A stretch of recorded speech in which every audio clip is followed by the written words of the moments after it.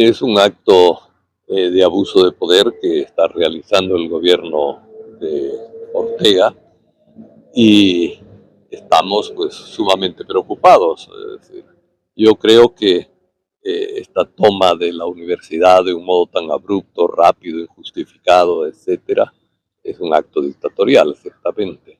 Esperamos que se pueda revertir. Ciertamente eh, la Compañía de Jesús va a tener más vida que el gobierno sandinista, eso es indudable, y un día volveremos a Nicaragua.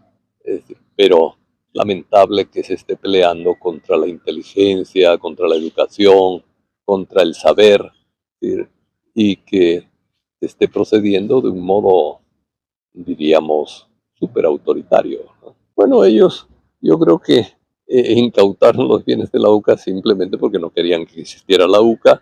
Ha sido una voz crítica frente al autoritarismo del señor Ortega.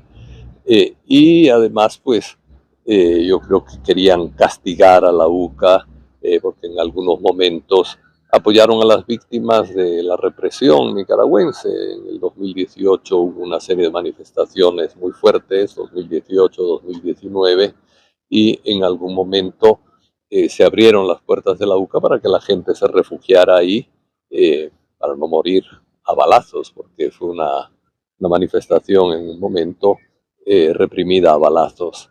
Yo creo que este tipo de apoyo de la UCA al diálogo, a la protección de la vida, etcétera, irritó profundamente a estas personas y seguía siendo la UCA un lugar de pensamiento libre, ¿verdad? No quieren pensamiento libre, no lo quieren en la iglesia, no lo quieren en las universidades, no lo quieren en el periodismo tampoco. Entonces, evidentemente, es todo un proceso de crecimiento del autoritarismo estatal. Mire, una jueza fue la que lo decretó, pero no hubo un proceso, es decir, no hubo un juicio tampoco, nunca se llamó a las autoridades de la UCA, nunca se presentaron acusaciones, nunca se dio oportunidad de defensa, sino que de repente una jueza dijo, se ordena incautar todo de la UCA. ¿Por qué razones? Ella dice que por colaborar con el terrorismo, ¿verdad? Es decir, evidentemente nunca se ha colaborado con el terrorismo, lo único se ha defendido vidas frente al terrorismo de Estado, porque lo que ha habido en Nicaragua ha sido terrorismo de Estado. Eh, Nosotros siempre somos personas pacíficas que buscamos que los problemas se solucionen a través del diálogo, ¿verdad? Pero eso no les gusta. Solucionar problemas los quieren solucionar a su manera y por la fuerza bruta. ¿Tiene conocimiento si podrían llegar a un diálogo con el gobierno sandinista para que se abran las puertas de la En universidad? este momento no tenemos idea o no sabemos, no creemos que el gobierno tenga la voluntad de dialogar, porque ya nombraron un nuevo, ya estatizaron la universidad, nombraron un nuevo rector, eh, un funcionario del Estado, una nueva vicerrectora, eh, y se han apropiado ya de los bienes. Entonces, no parece que tengan ningún interés en dialogar. Imagino que habrá, ya la hay, una solidaridad grande. En la medida en que la presión de la solidaridad aumente, puede ser que se llegue a un diálogo, no lo sé, ¿verdad? ¿Cómo ve la situación que se está pasando allá en Nicaragua, especialmente con la U? Bueno, ya he dicho que es una situación de represión y de abuso. Como les decía, no es único contra la UCA. Hay un obispo encarcelado. La iglesia ha sido muy perseguida. Se le han también congelado cuentas, etcétera. Hay otras órdenes religiosas, algunas monjas, las hermanas hijas de la caridad, también eh, las bueno, una serie de monjas que trabajaban con discapacitados, enfermos, pobres, etcétera, las han sacado del país. El nuncio lo han echado del país también, es decir, han roto relaciones con el Vaticano. Es decir, cualquiera que piense distinto sienten que es un enemigo y van con todo contra ellos, ¿verdad? La UCA ha sido un elemento más dentro de una escalada de represión muy fuerte. Los periódicos ya hace tiempo que los han nacionalizado también y eliminado. Los pocos periódicos críticos que existen en Nicaragua operan desde el exterior, ¿verdad? Es decir, entonces, evidentemente, lo que ha pasado con la UCA es parte de un operativo de eliminar todo tipo de pensamiento distinto, toda crítica, toda conciencia de una realidad que debe mejorarse en beneficio de los pobres. ¿Hay temor? Pues sí, la gente está muy preocupada, claro. Es decir, y en el país hay temor. Los nicaragüenses tienen miedo de expresarse, es decir, porque les caen con todo, ¿verdad? Es decir, bueno, han quitado la nacionalidad a personas críticas, incluso personas antiguos sandinistas que se han dado cuenta de que se va por un camino demasiado autoritario, lo dicen.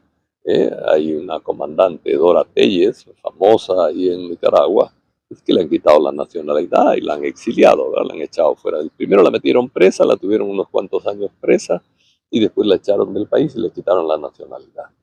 Otros temas conocer acerca de la beatificación de Ignacio Yarcurí. Mire, es un proceso que probablemente será largo porque la beatificación, la propuesta de beatificación es de 47 personas aproximadamente, creo. Entonces Yacurí es uno de los que están ahí, lo mismo que los otros padres que fueron asesinados en la UCA. Para nosotros es una alegría que se reconozca esta dignidad profunda de un mártir. Es una persona que entrega su vida por ayudar a otros, por proteger a otros, por, bueno, en el caso de Yacuría, por lograr una paz en medio de un conflicto muy cruel que sacudía al Salvador, ¿verdad? Es decir, a él le odiaban por buscar la paz y denunciar las violaciones de derechos humanos existentes. Es decir, es una manera de ayudar a la gente, ¿verdad? De comprometerse con el amor al prójimo, como decimos los cristianos.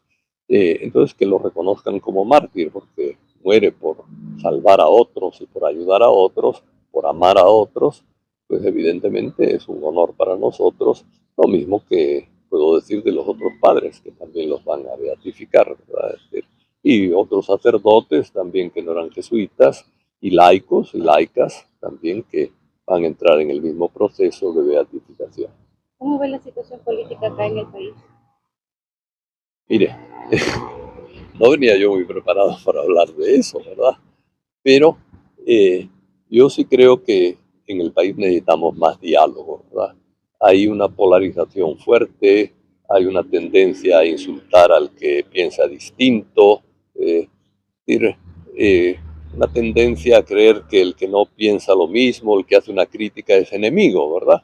Y la crítica es buena, es decir, si sin crítica no avanza la ciencia, no avanza el pensamiento, no avanza la convivencia ni siquiera, ¿verdad? Es decir, hasta los esposos, si no son capaces de dialogar y hacerse un poco de crítica mutuamente positiva, es decir, si eso es imposible, ese matrimonio no funciona, ¿verdad?